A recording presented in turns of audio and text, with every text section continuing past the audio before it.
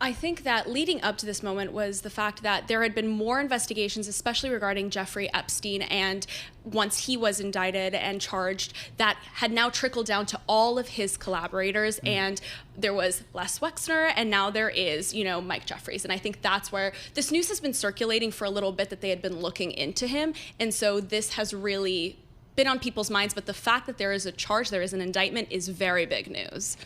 So what do we know so far about the details? What has the reporting showed about what the charges actually mean?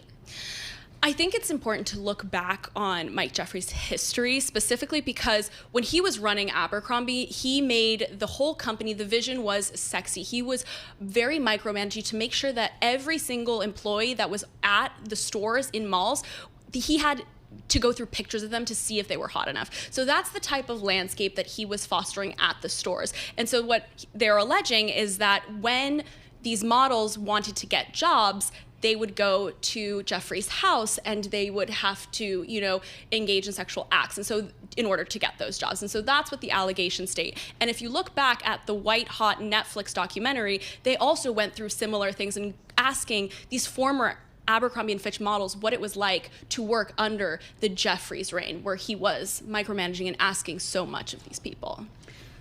From the business side, these charges, notwithstanding, completely separate, that are coming to light now and have come out over the last few years, he really built the brand of Abercrombie & Fitch in the early 90s from something that was pretty much non-existent, or like a quote-unquote dead brand, to something that was just massive. What did he do?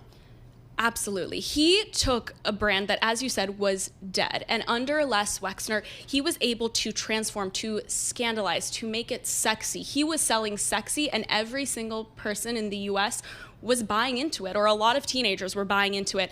And that worked for a really long time. And it's actually very surprising that now, separating from Mike Jeffries, Abercrombie has had this complete revival that is almost unlike what it was built on. What's the Wexner Jeffries connection at this point? They're obviously both in retail. Wexner known for Bath and Body Works, Victoria's Secret, but what's the connection to Abercrombie and Jeffries? Because Abercrombie used to be a company owned by L Brands, and so they spun off later, but Wexner was also helping Jeffries build that brand, and Wexner was known to be like the Merlin of malls, so he was very much helping build out this very big brand. So there are criminal charges, but there is also a lawsuit filed by former Abercrombie model David Bradbury, or is this the same suit?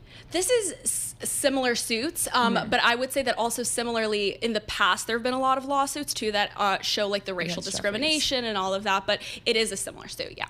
What do we see as the potential outcome of the arrests? What do we know about a timeline for any sort of trial? What has his lawyer said?